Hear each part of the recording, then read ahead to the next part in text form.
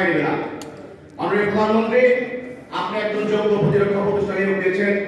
আমরা তার কাছে কৃতজ্ঞ যে বিষয়টা নিয়ে দীর্ঘদিন এই বঞ্চিত অফিসাররা তারা ঘুরে বেড়াচ্ছিল।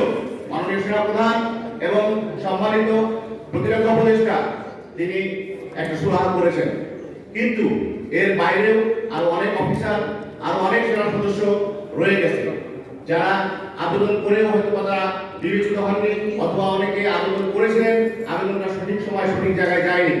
সুতরাং দ্বিতীয় যে বোর্ড হয়েছে, আমরা আশাবাদী এই বোর্ডে কাউকে বঞ্চিত করা হবে না। মাননীয় প্রতিরক্ষা উপদেষ্টা কথা দিয়েছেন তিনি এইবার চেষ্টা করবেন যত বেশি সম্ভব সদস্যদেরকে এখানে ইনক্লুড করা যায়। এবং আমি প্ল্যাটফর্ম থেকে আজকে ঘোষণা করছি এই সংগঠনের জেনারেল সেক্রেটারি হিসাবে, আজকে এই মুহূর্তে সেনাবাহিনী, নৌবাহিনী, বিমান বাহিনী থেকে যে সদস্য অবসরে গিয়েছেন, এই মুহূর্ত থেকে অটোমেটিক আপনি এক্স ফোর্সেস অ্যাসোসিয়েশনের সদস্য। শুধু এসে আপনার নামটা নোট করে যাবেন, নোটিফাই করে যাবেন। শুধুমাত্র সেনাবাহিনী, নৌবাহিনী, বিমান বাহিনী থেকে বিভিন্ন প্রণোদনা, সহযোগিতা এটাই পাওয়া না।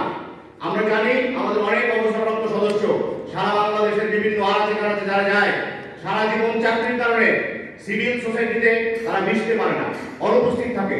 এরপরে তারা অবসরে যায় এবং অনেক কিছু এমন হয় তার মায়ের পেটের ভাইরা তার সাথে তার জমিকে বিরোধ করে, তাকে মামলা দিয়ে হয়রানি করে। এলাকার অনেক মানুষ ক্রিটিক্যাল আছে, তারা তাকে নিঃস্ব করে ফেলে, তার পেনশনের অল্প করে টাকা সে একটা ব্যবসায় কাজ করতে লগ্নি করে, সেই টাকাটা ফেলে দেয়। আপনারা এরকম যারা আছেন, আপনাদের জন্য এক্স ফোর্সেস অ্যাসোসিয়েশন। আপনারা বাংলাদেশের যেখানে যে প্রান্তে এরকম হয়রানির শিকার হবেন, আমাদের সদস্য হন, আমাদেরকে জানাবেন, আমরা সেখানে ছুটে যাব, আপনাদের পক্ষে কথা বলব, আপনাদের পক্ষে আপনাদের ন্যায্য অধিকার আদায় করে যাবো ইনশাআল্লাহ। ভাইস প্রেসিডেন্ট যেটা বলেছে সার্জেন্ট মুশফিকুর রহিম রনি, সে আপনাদের প্রাণের প্রিয় একজন মানুষ, সে যেটা বলেছে আপনারা বিক্ষিপ্তভাবে 20 জন, 30 জন, 10 জন মন চাইলে একটা আবদার এটা নিয়ে একটা জায়গায় গিয়ে রাস্তা বন্ধ করে দিলেন, দাঁড়িয়ে গেলেন, এটা আমাদের সম্মানিত সেনাপ্রধানের সম্মান নষ্ট করে, সেনাবাহিনীর সম্মান নষ্ট করে। এই সেনাবাহিনী শুধু বাংলাদেশ না, সারা বিশ্বে নাম করা, আপনারাও সেটা জানেন।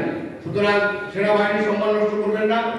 যেহেতু একটা রাস্তা আমরা তৈরি করেছি, একটা সংগঠন করেছি, এই সংগঠন সকল সদস্যদের, সেনা ও বিমান বাহিনীর সকল সদস্যদের তৈরি সংগঠন। আপনারা জেনে রাখুন, আপনারা একটা নাম লেখান বা না লেখান, আপনারা সদস্য এবং আপনার সংগঠনের সক্রিয় সদস্য। সমস্যায় পড়লে শুধু আমাদের সাথে যোগাযোগ করবেন, আপনাদের ন্যায্য অধিকার নিয়ে আমরা কথা বলবো।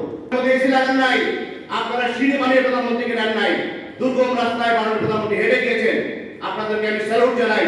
আপনারা সত্যিকারের চিত্র, সৈনিকদের সত্যিকারের খাবার পৃথিবীর কত কষ্ট ফেলিকের হয়, কোন তাবুতে থাকে, মাননীয় প্রধানমন্ত্রীকে সত্যিকারের র চিত্রটা দেখিয়েছেন। আপনাদেরকে স্যালুট।